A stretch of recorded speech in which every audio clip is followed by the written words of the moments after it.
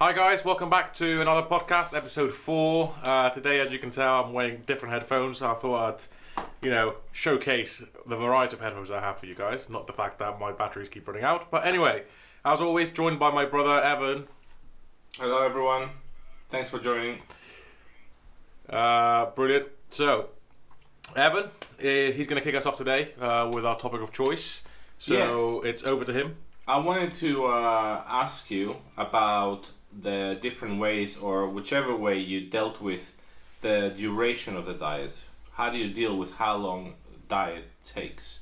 Because obviously for you it was, what was it in the video, 14 months that you said it took? Yes, so exactly, yeah. So just the weight loss itself, the dieting phase, let's say, was 14 months, yeah. So just over a year to lose 64 kilos, I think that was.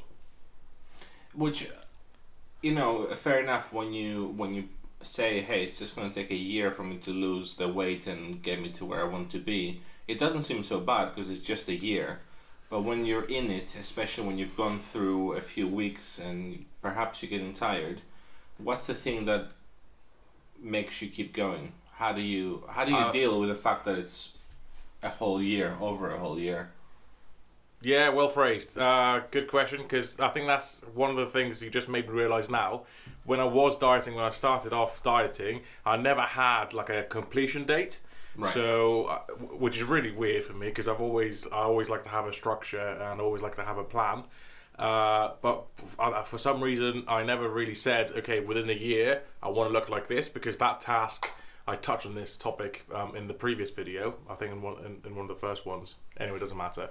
That task would seem really, really big, and you would sort of be a bit disheartened because it will take you a year. A year is a long time if you think about it. Dieting for a whole year straight is a long time. So I never really did that. What I did, again, was just focusing on a week-to-week progression. So making sure the numbers go down.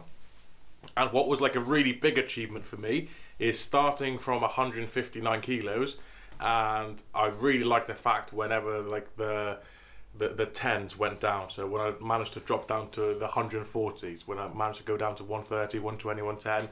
So whenever I got into that category, I got really, really motivated because it was the feeling of, it's been ages since I was down to 120 or 130. Yeah. And I wanted it even more to go down to the next category. So that alone, that was my main motivation, is just to see the numbers go down every week. And then whenever you have that big breakthrough of, a weight category that you haven't broken into for ages, that motivated me even more. Mm-hmm. So that's what I did. That was a difference, I think, from other diets, is I never really looked long term. I always set short-term goals and making sure you get motivated by chasing the numbers you want. Sure. Good question. I like that one. I never thought about it. Yeah, it's one of those things that when you quantify how long it's going to take you, especially if you have one of those apps where you set your end goal and it says it's going to be 12 months, 13 months, whatever it's saying. It might say more, it might say less time, but when you see that and you're realizing how long it takes to get to that point, you might feel demotivated. But we know that it's best to chase the smaller numbers. If you're doing it in pounds, again, you can set every tens. So going from I was 300 and something pounds, and I dropped to below 300 just recently. I count my weight in pounds. I also count it in kilos. The one I cannot do at all is stones. It's just not for me. So we've had this debate. It's an ongoing debate between me and Evan. Is what units to use. I always like using kilos because obviously, well, not obviously. Well, it is obvious. The most of the world is using kilos. So kilos is definitely the right measurement. Kilos. Let's get that straight. Let's get it straight. You're wrong kilos is the correct measurement. If you're wrong, if you're in the UK or in America. Yeah. So that's definitely the right way to do it. Pounds kind of makes sense because it's like 2.2 pounds per kilo, so it's easy enough to do the maths in your head. Divide. It's about half. So in some heads, I can't do it. I can't do it either. But stone. Yeah. Oh my goodness! What the hell is going on with that measurement? Like, Yeah. 14 pounds to a stone. 3 stone to like a rock, 8 rocks to a monolith. Like it's just stupid. We're not having it. So for the sake of this channel, we're going to be sticking to kilos. But yeah, going back to what you were saying, I had the luxury of being so fat. I had so many categories to look forward to going down. You know, I had the 150s, I had the 140s, and I started coming down from there. But you know, most people won't start from that much, and they will have smaller increments and smaller. Instead of looking to lose like tens and tens of kilos, you might set yourself a target of 2 kilos or a 5 kilo category. So that should like. That alone should be enough to motivate you and achieve something. And I think that is the key to dieting, is the sense of achievement. Sure. And with a lot of things, but specifically with dieting, is you need to make sure you give yourself credit and give yourself like achievements that you're able to accomplish. For sure. Did you do anything special when you hit those targets? Did you say anything from before? Anything spontaneous? Did you do something like, say, the moment you saw the scales reading 149 when you're in your 150s? Yeah. No, nothing that big. When I said to myself when I was around 138 kilos, I think it was, because obviously I was going to the gym from the beginning and doing cardio. I said when I drop down below 130, ironically, I'd buy myself some headphones and they keep running out of battery. Oh, good purchase, Mike. Well done. Yeah, great purchase. Oh yeah. So that's what I did. So when I dropped down to 130, I got myself a pair of headphones. So it'll be good to treat yourself with stuff like that. What is not good, and I think that's gonna be our next topic now, spontaneous topic, James Evans. So sorry, is treating yourself with cheat days. It is, for me personally, I didn't have a cheat day for definitely over 12 months. Definitely over a year. I was very, very strict with my diet. And then I might have had like a tiny bit of, I don't know, maybe, I remember having a slice of pizza after a year or so. Ooh, what kind of pizza? And I was like, oh mate, I think it was a large Domino's pepperoni pizza. Oh man, but we shouldn't be talking about what kind of pizza it was the good stuff. I was eating it and I was like, the song in my head was like, hello darkness, my old friend, was just playing. I knew it, I was sensing it. Flashbacks. Flashback, and that's key for me, is not to go into the old mode of a meeting because I'm really enjoying. It's a bit like an addiction when we were morbidly obese. When I was morbidly obese, like you know, and that's how I treated it. And that's the same thing I also told my mum when she started dieting. Her what's it called, kryptonite was bread. Mm-hmm. And I said to her, you need to completely cut it out and treat yourself like that is your addiction. Because as a lot of people always have their favourite treats, one of them might be exposed more than others. Mine was pizza, for example. I ate a lot of takeaways and a lot of pizzas, specifically pizzas. I used to go around my friend's house, all the boys would get together, and we used to have a takeaway definitely twice a week. 100% once a week. But we got to a point where like it was 2 or 3 times a week we were eating takeaways, predominantly pizza. So I completely cut that out because obviously the pizza I was eating was over 2,000 calories. So that's a whole days of dieting going out the window. Yeah, it's horrendous. So again, you need to educate yourself around how many calories you're consuming. Mm-hmm. But if you try and cut it out completely, I know it's difficult. I know it's very, very difficult for people to do, to go cold turkey in something they really, really like. But it would really help you out and make you a lot more focused down the line, just to cut out that one thing that you're really, really craving. Because in most 9 times out of 10, it's going to be calorific. So there's no point. For the sake of the argument, let's pretend you're doing a 2,000 calorie diet every day, and your BMR is 2,200. So in 5 days, you would have lost 1,000 calories. You would have been in a 1,000 calorie deficit, and on the 6th day, you go and eat your pizza, which is 2,200 calories, on top of what you usually eat. Yeah. It doesn't even matter. So that one day, not even a day, that one meal can completely cripple your whole week's effort of what you've done.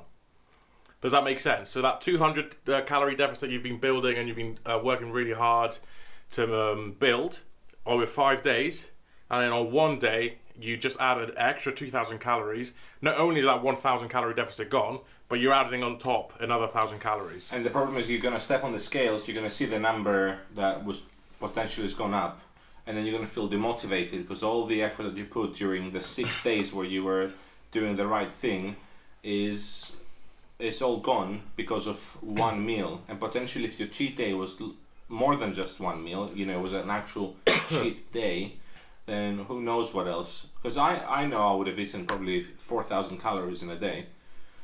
Yeah. Yeah, buddy. Me and Phelps. Yeah. My man Phelps. 12,000 calories that he eats in a day when he's Something training? like that, mate. Yeah. Yeah. I can eat that without It's training, easy. so who's the athlete here, you know? Exactly. Your stomach is well trained. Don't worry about it. But then you see that and you think that, okay, well, maybe I'm doing something wrong, maybe this isn't working for me, because you kind of balance the one cheat day with 1 day of dieting, and you're like, well, I've done an extra 5 days of dieting, so Yeah. what's going on? But it's not balanced like that. That's the best case scenario, not the best case scenario. If you were to cheat and you knew what you were consuming, that's what I mean by best case scenario. So you knew that your pizza is like 2,000 calories, then at least you know for the 7th day, you'll have to burn that excess 1,000 calories so you can just maintain your weight theoretically. Because it makes sense, right? 200 times 5, 1,000 calories you've burnt. You've added another 2,000 on top, so you're in a 1,000 calorie. Surplus. Go on. This is surplus. Well done. There you go. You're in a 1,000 calorie surplus. So to balance out your weight theoretically for the week, you need to be in a 1,000 calorie deficit on your last day. Like I said, that's when you know how much that cheat meal is going to be. Imagine doing a cheat day and not tracking anything, and you're potentially going through the roof, 3,000, 4,000 calories on the board, and then you're like, oh, what's happened here? But I had my cheat meal. Why am I not losing? You know, that's the main problem that people have, is they think that because they've dieted for 5 or 6 days, that is an achievement in itself, and they need to have like a cheat meal to treat themselves. Obviously, that is one end of the spectrum. The other end of the spectrum is having like a moderate meal that you enjoy, and you feel like if you have that meal once a week, you'll be able to carry on with your diet. But if that is the case for you, then you need to be so strict, and you need to plan exactly what you're going to eat in that week. Find out how many calories you're consuming. Find out what your BMR is, and go from there, and make sure that everything is calculated and you can afford to eat that meal. Yeah. Saying afford, I think I mentioned this in another video. I think the first one I've ever done is if you think of dieting as a currency, and the amount of money coming in and coming out, what you have, for example, you have a capital, which is your BMR, which is 2,000 calories, and you're exchanging calories basically with what you currently have. Can you afford to eat 1,000 calories? Well, yeah, you can afford to eat it if you have 2,000 calories in the bank. So you can give out 1,000 calories and eat what you want, but then you'll have to divide for one meal, for example, but then you have to divide the other 1,000 calories for 2 meals. Mm-hmm. Does that make sense what I'm trying to say? Yeah, absolutely. Yeah. So it's nice to picture it like that. This is the budget you have. How am I going to split that budget in a day? Your budget being your calories. Yeah.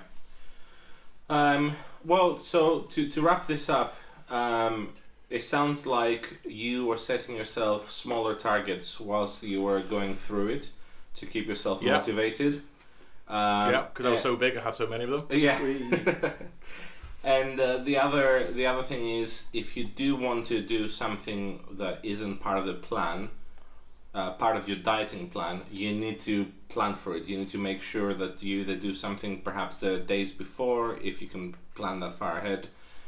It's all about the numbers. And that's where meal plans come in, and that's where you're able to use someone, or you can do it yourself. And pick their brain. Or Evan, for example, if you said to me, Mike, I really want to eat that meal, what do I do? Then I'll sit you down and say, right, this is how many calories. On best case scenario, I'll give you that meal that you want. This is how many calories are in it. Let's see how we can split your previous or other 6 days around the week to include a deficit that's large enough to host that meal of yours. And then I'll give you the option, is it worth getting rid of 300 calories per day to put that meal, the cheat meal, in there, or not? Do you know what I mean? Yeah, absolutely. Yeah, I totally agree. Well, so we're gonna wrap it up here. We got the answer that we were looking for.